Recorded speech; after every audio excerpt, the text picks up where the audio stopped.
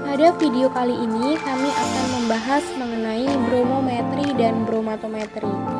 Nah, definisi dari bromometri adalah penentuan kadar senyawa berdasarkan reaksi reduksi oksidasi, di mana proses titrasi reaksi antara reduktor dan bromin berjalan lambat, sehingga dilakukan titrasi secara tidak langsung dengan menambahkan bromin berlebih, yang kemudian akan dititrasi menggunakan larutan baku sekunder natrium tiosulfat dan digunakan indikator amilum. Sedangkan bromatometri dilakukan dengan titrasi secara langsung karena proses titrasi berjalan cepat. Bromatometri merupakan salah satu metode oksidimetri dengan dasar reaksi oksidasi dari ion bromat.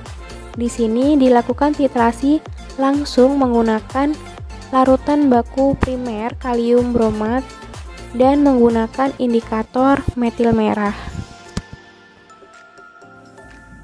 Prinsip titrasi bromometri, bromatometri itu berdasarkan reaksi redoks dengan menggunakan brom untuk titrasi bromometri dan kalium bromat itu untuk titrasi bromatometri.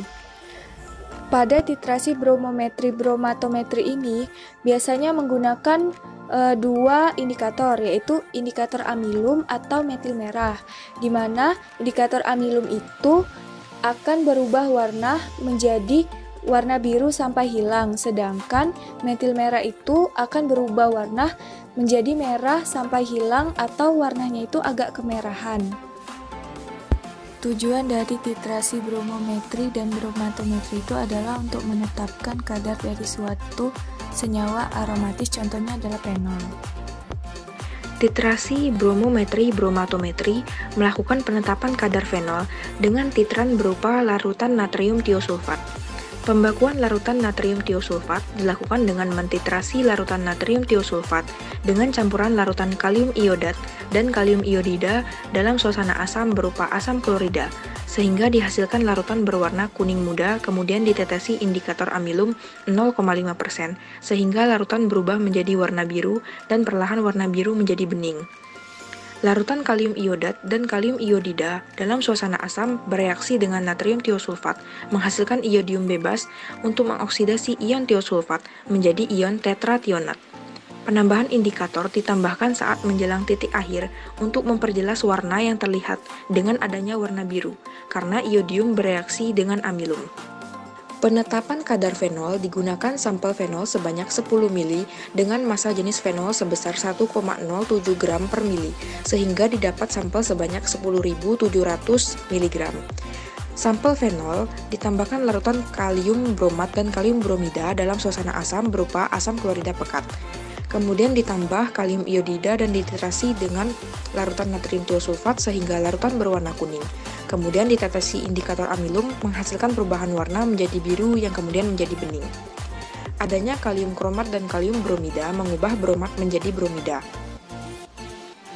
Brom yang dibebaskan direaksikan dengan kalium iodida sehingga menghasilkan iodium yang bertindak sebagai oksidator sehingga dapat mengoksidasi tiosulfat menjadi ion tetrationat. Bromida bereaksi dengan fenol menghasilkan senyawa tribromofenol. Perhitungan kadar fenol dilakukan dengan 3 kali replikasi dengan volume yang berbeda sehingga dihasilkan kadar yang berbeda sehingga dihitung kadar total sebesar 517,4 mg.